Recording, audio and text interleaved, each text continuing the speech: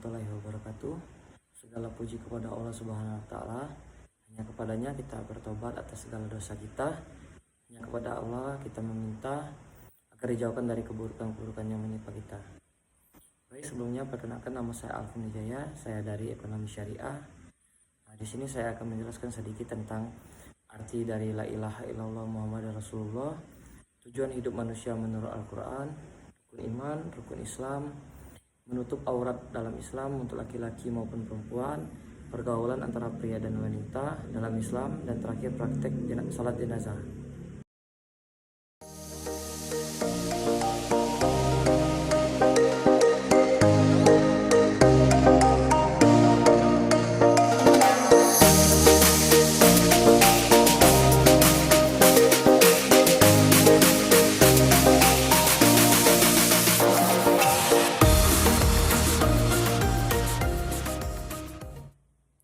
Baik, selanjutnya masuk ke materi. Yang pertama, arti dari la ilaha illallah Muhammadar Rasulullah. Man qala la ilaha illallah dakhalal jannah. Siapa yang membaca la ilaha illallah dengan murni, maka ia akan masuk surga. Kalimat ini terdiri dari dua pernyataan, yakni syahadat tauhid dan syahadat rasul, yang mana terkandung kesaksian mengesahkan Allah Subhanahu wa taala dan menegaskan bahwa Nabi Muhammad adalah utusannya.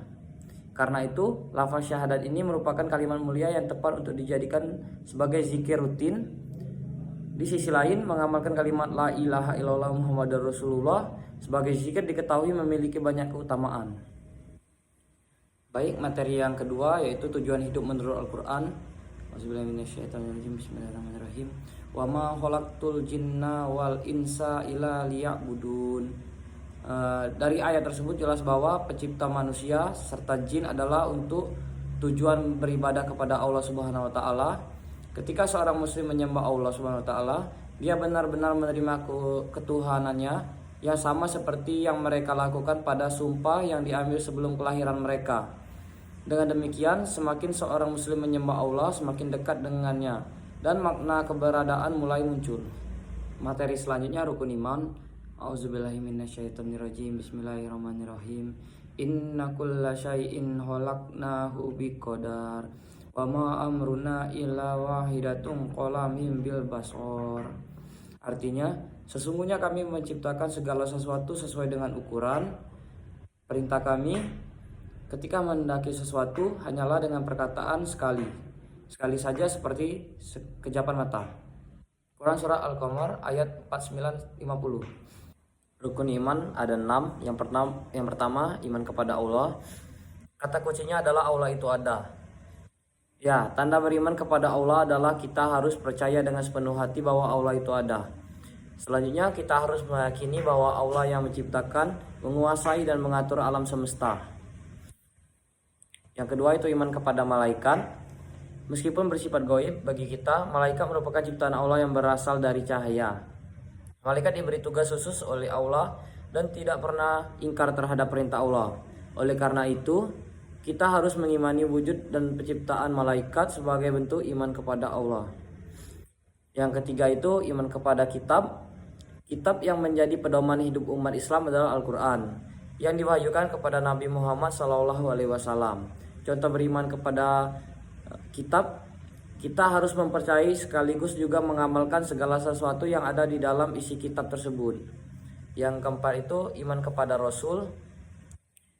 Rasul merupakan manusia-manusia pilihan Allah. Allah mengutus mereka untuk membawa pesan dan menyampaikan ajarannya kepada umat manusia. Yang selanjutnya iman kepada hari akhir. Kita harus mengimani hari akhir untuk memperoleh semacam alarm pengingat yang mendorong semangat ibadah demi meminta ridho Allah. Yang keenam, iman kepada qada dan qadar. Qadar adalah perwujudan Allah atas qada agar menjadi kenyataan. Oleh sebab itu, qada dan qadar harus diimani sebagai satu kesatuan yang tidak bisa dipisahkan.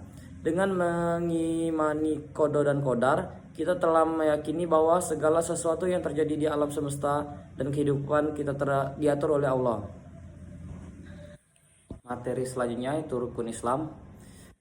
Nabi Shallallahu Alaihi Wasallam bersabda, Islam dibangun di atas 5, yaitu syahadat atau tauhid dan rasul, berarti bahwa tidak ada Tuhan yang hak wajib disembah kecuali Allah, dan sesungguhnya Nabi Muhammad itu utusan Allah. Rukun Islam ada 5. Yang pertama syahadat.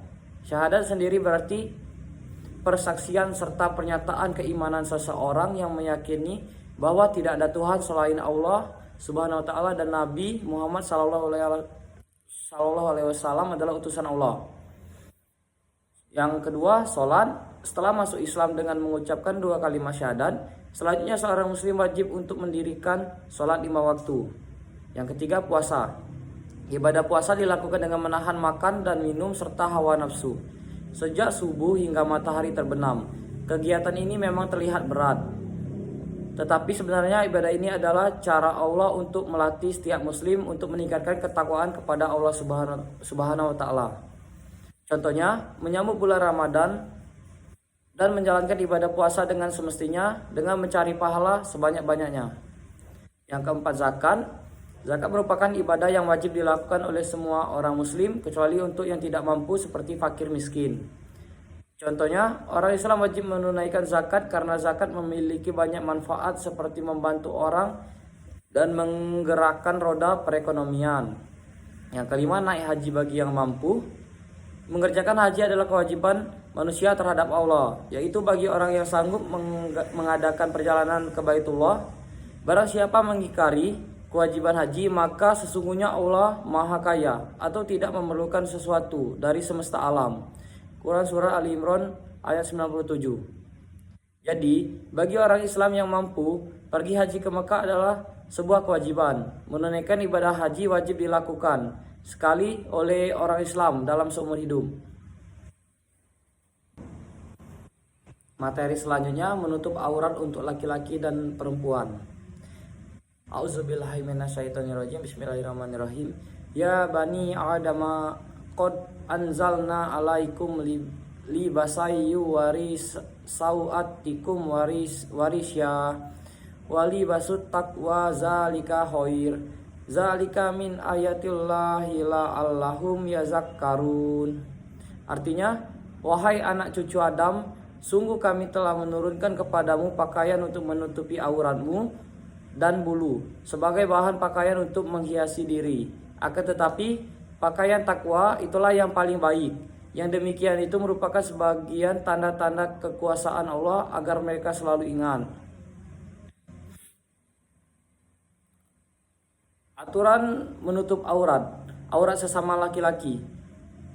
Terjadi perbedaan pendapat di kalangan para ulama tentang batasan aurat sesama laki-laki, baik dengan kerabat ataupun orang lain. Pendapat yang paling kuat dalam hal ini adalah pendapat jumhur ulama yang mengatakan bahwa aurat sesama laki-laki adalah antara pusar sampai lutut. Artinya pusar dan lutut sendiri bukanlah aurat, sedangkan paha yang lainnya adalah aurat. Aurat laki-laki dengan wanita. Jumhur ulama sepakat bahwasanya batasan aurat laki-laki dengan wanita mahramnya ataupun yang bukan mahramnya sama dengan batasan aurat sesama laki-laki. Contohnya memakai celana panjang. Aurat laki-laki di hadapan istri. Suami adalah mahram wanita yang terjadi akibat pernikahan, dan tidak ada perbedaan pendapat di kalangan para ulama bahwasanya seorang suami atau istri boleh melihat seluruh anggota tubuh pasangannya. Selanjutnya, aurat wanita di hadapan para lelaki yang bukan mahramnya. Di antara sebab mulianya seorang wanita adalah dengan menjaga auratnya dari pandangan laki-laki yang bukan mahramnya. Oleh karena itu, agama Islam memberikan rambu-rambu batasan aurat wanita yang harus ditutup dan tidak boleh ditampakkan. Para ulama sepakat bahwa seluruh anggota tubuh wanita adalah aurat yang harus ditutup, kecuali wajah dan telapak tangan. Contoh menutup aurat untuk perempuan menggunakan jilbab, baju lengan panjang, dan celana atau rok panjang. Materi selanjutnya, pergaulan antara wanita dan pria di dalam Islam. A'udzubillahi minasyaitonirrajim. Bismillahirrahmanirrahim. Wala taqrabu zina innahu kana fahisha wa sa'a sabila. Artinya, janganlah kamu mendekati zina, sesungguhnya zina itu adalah perbuatan keji dan jalan terburuk. Quran Surah Al-Isra ayat 32. Yang pertama, baik pria maupun wanita harus merundukkan pandangan mereka dan menjaga kesucian diri mereka. Yang kedua, pria atau wanita dilarang bertindak atau berbicara dengan cara-cara yang dapat menggoda atau merayu lawan jenisnya. Yang ketiga, pria atau wanita harus menghindari berada berduaan dengan seseorang yang menjaga pembatas dari pikiran-pikirannya penuh dosa. Yang keempat, pria dan wanita harus menghindari pertemuan yang bercampur antar jenis kelamin, kecuali memang perlu atau untuk kepentingan yang bisa dipertanggungjawabkan.